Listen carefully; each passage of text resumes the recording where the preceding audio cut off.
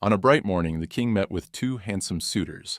Both sought the hand of his daughter, Princess Hinael. Chetaire, the Count of Sal, professed that he had cherished Princess Hinael for as long as he could remember, and humbly asked for the king's blessing to take her as his bride. Meanwhile, Lutz, the imperial prince of Triekas, stated that if he were to choose among the 5 princesses, he too wanted Princess Hinael. The court whispered among themselves about the two men desiring the same princess.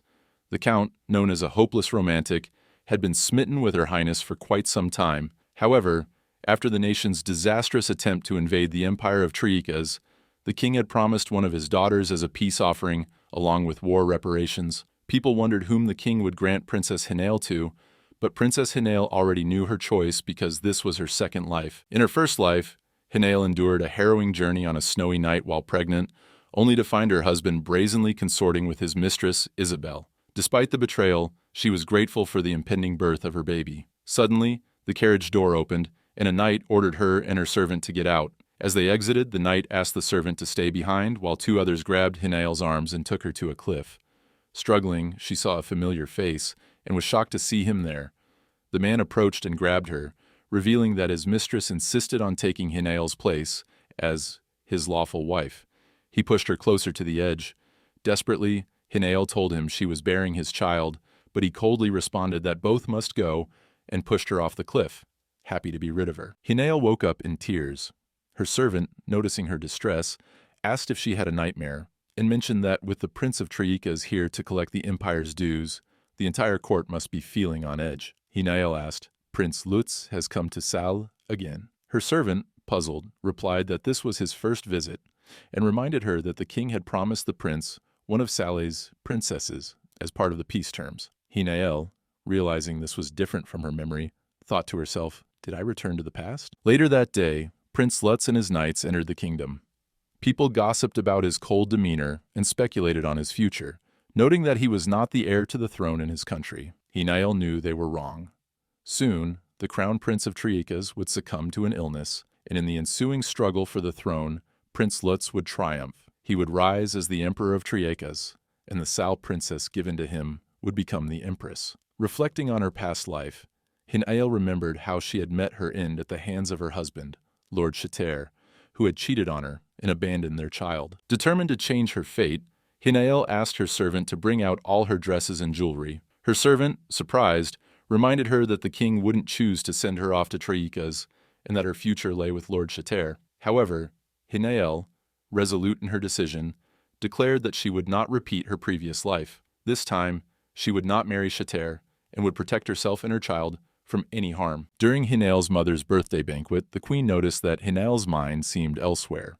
She wished to discuss Chetaire, believing he would make a formal proposal any day now. The queen expressed pride that her daughter had captured the interest of a man who was adored by many noble women and princesses. Hinael recalled feeling the same in her former life, thrilled when Chetaire proposed. But now, knowing what awaited her, she resolved to secure a proposal from Prince Lutz instead. Since his arrival in Sal, Prince Lutz had kept to himself, avoiding social events beyond official gatherings. As Hinael pondered how to approach him, she remembered a significant incident that occurred the day after her mother's birthday in her past life, an incident where Prince Lutz killed someone within the palace walls. The next day, Hinael dressed plainly and approached a soldier, accusing him of stealing something valuable from Prince Lutz. The soldier denied the accusation, claiming ignorance of the item. Hinael described the almoner, embroidered with the image of a goddess and inlaid amethysts as her eyes. She convinced the soldier to hand over the almoner, assuring him she wouldn't reveal his involvement. Relieved, she examined the almoner,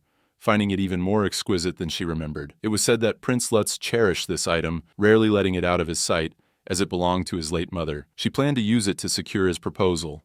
Suddenly, a sword was pointed at her neck. A man's voice remarked that he intended to kill the thief, but was curious why a princess would protect a criminal. Hinael turned to see Prince Lutz. She asked how he had entered her room. Upon seeing the almoner, the prince's demeanor changed. He rushed to Hinael, taking the almoner and stopping the spell emanating from it. He remarked that it was fortunate he found it before anyone was harmed.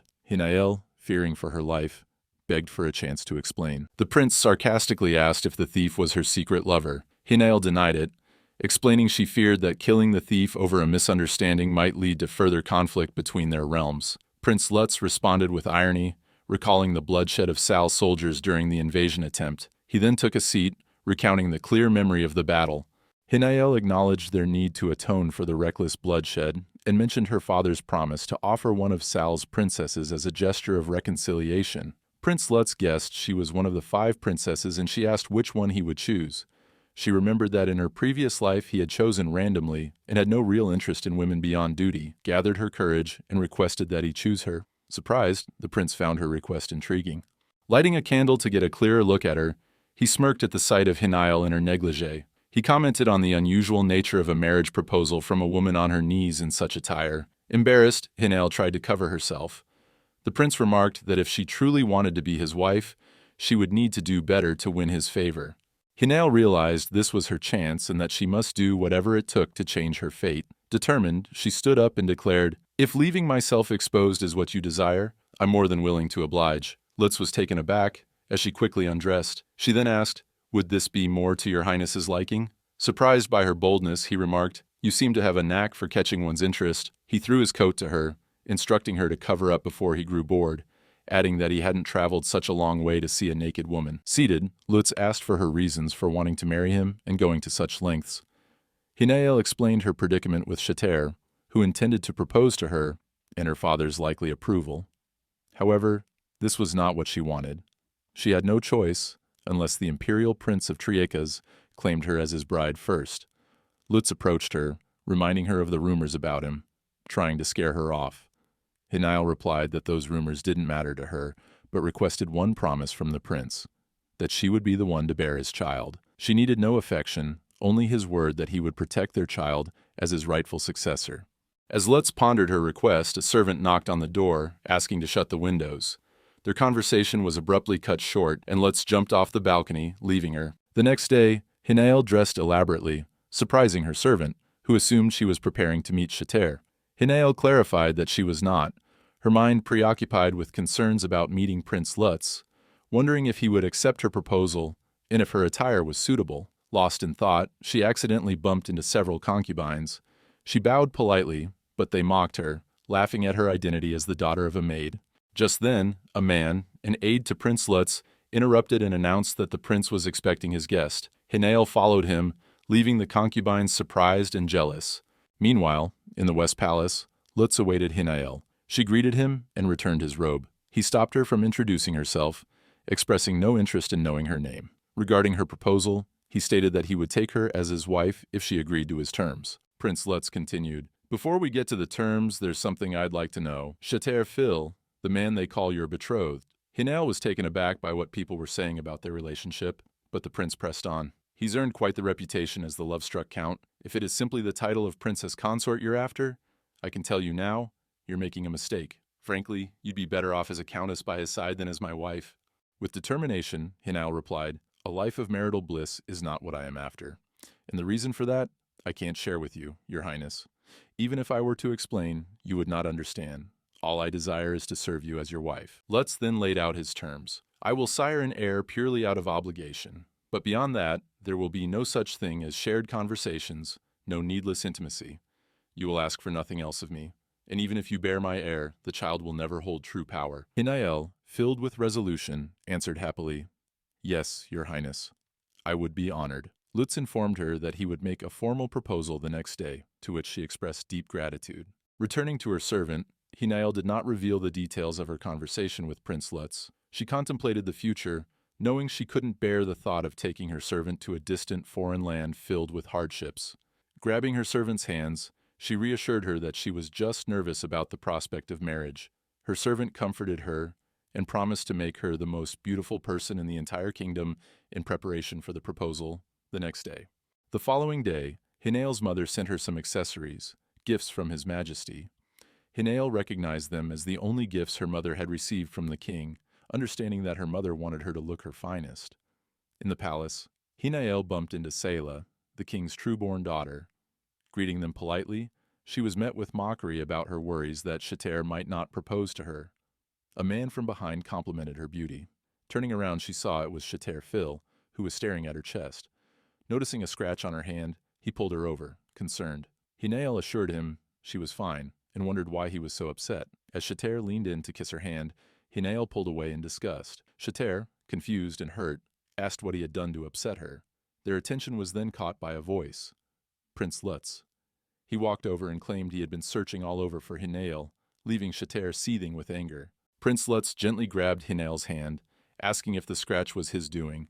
He kissed her hand and apologized if he had caused her any harm. Chetaire was furious and forcefully grabbed Hinael's hand, starting to lecture Prince Lutz on the manners in Sal, stating that kissing the hand of a mere acquaintance was deemed improper. Lutz, unfazed, took a step forward and grabbed Chetaire's wrist, reminding him of who had invaded another's territory, unannounced, yet dared to lecture on manners. He asked Chetaire, "Am I to take this as a sign that your kingdom has no interest in making peace with Triekas?" At that moment, the king and queen entered the room, sensing the tension between Prince Lutz and Count Phil.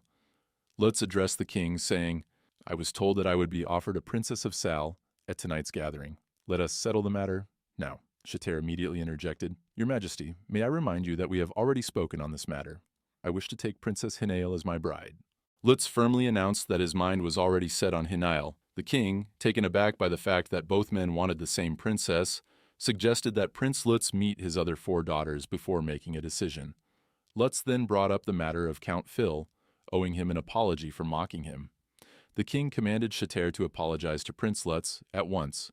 However, Lutz turned to Princess Hinael and said that she was the only one who might bring him joy that evening, and perhaps then he could overlook the impudence of the lowly count. Seeing the tension, Hinael's mother begged the king to spare her daughter.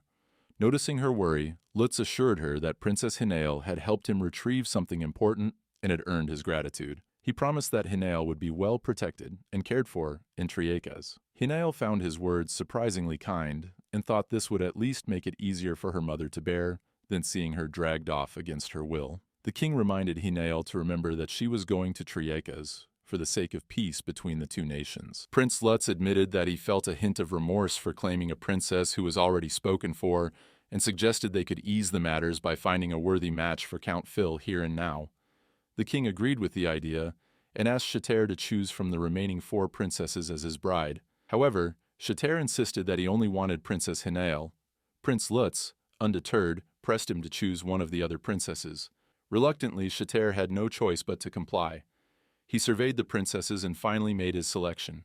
Hinael was left in shock. As Chetaire chose me, who had been Prince Lutz's wife in Hinael's previous life, Hinael couldn't help but feel a sense of surrealism. In this life, she was to marry Lutz, and me would be wed to Chetaire. Fate had indeed upended itself. Noticing her worry, Prince Lutz took her outside and asked what was wrong. She expressed relief that she didn't have to marry Chetaire, and gratitude for Lutz's generosity. Feeling the summer heat, Prince Lutz lay on a bench to rest.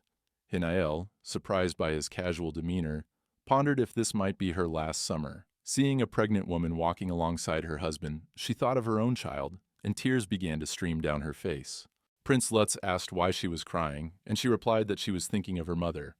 She explained that her mother had entered the palace as a maid and was made a concubine after Hinael's birth, but never earned His Majesty's favor. Hinael worried that her life in the palace without her mother would only grow more difficult. Realizing why she was called a half-born princess, Prince Lutz comforted her, saying he disliked everything about this land, from the weather to its customs, and suggested she spend more time with her mother because he had no intention of returning once he left.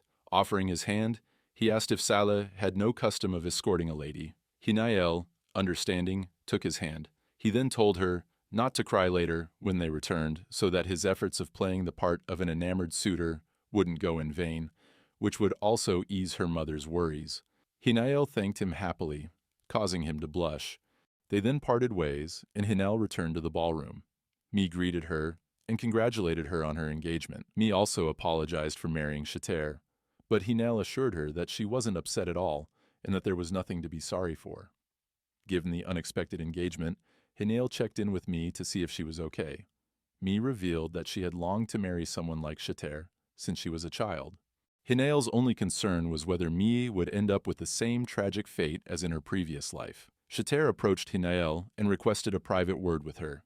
In the palace, Hinael congratulated Chetaire on his engagement with Princess Mi. However, Chetaire dismissed her well wishes, saying he would only accept them once she was back by his side. This left Hinael shocked. She reminded him that the matter had already been settled before His Majesty the King. Chetaire, undeterred, threatened her, asserting that he would not surrender so easily and that he intended to save her, claiming she was his. His words frightened Hinael. She dismissed his remarks, attributing them to his drunken state, and quickly left. As she hurried away, Lutz appeared and inquired where she was off to in such a hurry. Hinael explained that she was on her way to find him to resume their earlier conversation. Before Lutz could respond, he noticed Chetaire from afar, leering at Hinael. Lutz was determined to put Chetaire in his place. He grabbed Hinael's hand and requested the king's permission to dance with her. The king happily agreed, and Lutz also requested that Chetaire and Mie join them. Mie was delighted, but Chetaire was visibly displeased. As they danced, Lutz's attentive demeanor towards Hinael made her blush. The onlookers praised Prince Lutz's dancing skills, and Hinael realized this was his way of making it clear to everyone that she belonged to him, not Chetaire. Chetaire's angry stare did not go unnoticed by Hinael, and she worried that this act might make matters worse for Mie. Lutz sensed Hinael's unease and remarked that he understood why she despised Chetaire, calling him a vile sort whose gaze could bore a hole through his head. When Hinael apologized for Chetaire's behavior, Lutz smiled and, to her surprise, picked her up during the dance. She quickly asked him to put her down, which he did, but not without gazing at her intently, causing her to blush again. People around them observed the couple, noting how in love they appeared, much to Chetaire's chagrin. Lutz, seizing the moment, touched Hinael's face and glanced at Chetaire before leaning in and kissing Hinael in front of everyone at the banquet. Hinael was initially shocked by his kiss, but quickly responded, understanding that it was all a show for Chetaire. Despite knowing this, she couldn't stop her heart from racing. Lutz's act successfully made many ladies blush, while others felt jealous of Hinael. Meanwhile, Chetaire was left confused, wondering if Lutz had truly fallen for Hinael at first glance, noting his lack of interest in other ladies. On the wedding day of Lutz and Hinael, they received blessings from the high priest. As he mentioned, may it also open a passage to the birth of new life. Hinael couldn't help but think of her child, determined not to lose her child again in this life. Lutz felt her hand shaking and asked her what was wrong. She responded that everything was fine. Just as they reached the final step of the ceremony, the priest sensed something off when he touched Lutz's hand. He asked for the tears of Nushkar, causing confusion among the attendees. The king panicked, and the priest explained that he sensed dark magic emanating from Lutz. Both Lutz and Hinael were taken aback by the mention of dark magic. The priest declared that if dark magic resided within Lutz, the union could not be sanctioned. Lutz,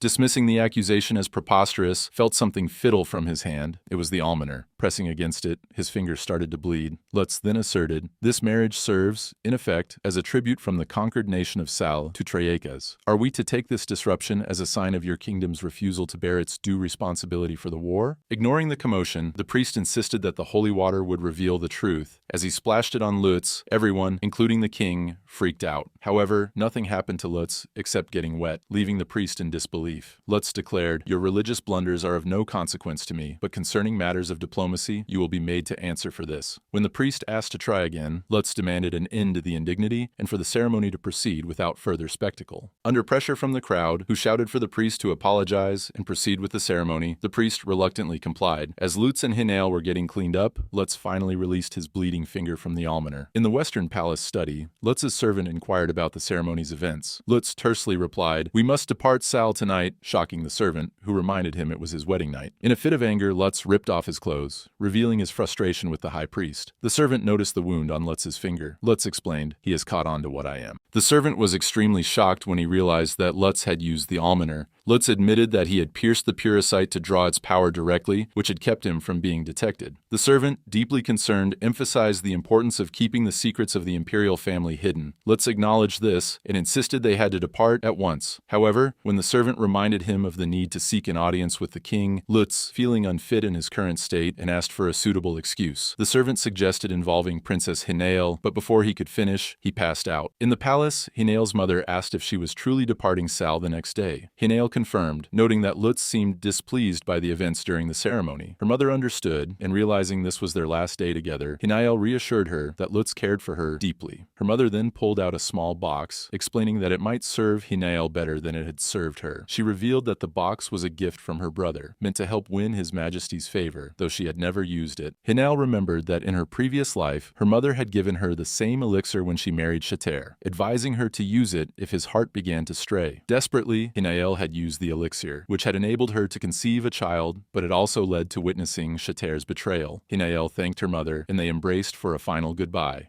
The next day, everyone prepared to depart Sal. Hinael searched for Prince Lutz, only to be informed that he had already departed. The king and her mother came to bid her farewell, reminding her of her duty to unite the two nations. Hinael felt a pang of sadness, realizing the king saw her as a duty rather than a daughter. As Hinael headed to her carriage, Mi approached, expressing a desire to be closer. Touched by Mi's words, Hinael promised to write to her. As they departed, Hinael's servant, Daya, cried non-stop, unable to believe she would be left behind. Daya threatened drastic measures if she wasn't brought along. Reluctantly, Hinael agreed to take her. Daya was upset with Lutz for abandoning Hinael on their wedding night, but Hinael explained that their marriage was for peace, not love. She expressed gratitude for Lutz's kindness, even if it was brief, and acknowledged that she had no right to complain given Sal's need for atonement. A servant of Lutz knocked on her carriage, introducing himself and saying he had a message from Prince Lutz. Hinael was surprised that the prince had sent her a message. Meanwhile, at the count's manor, Chetaire learned that Prince Lutz had departed Sal without Hinael. He smirked, seeing this as an opportunity,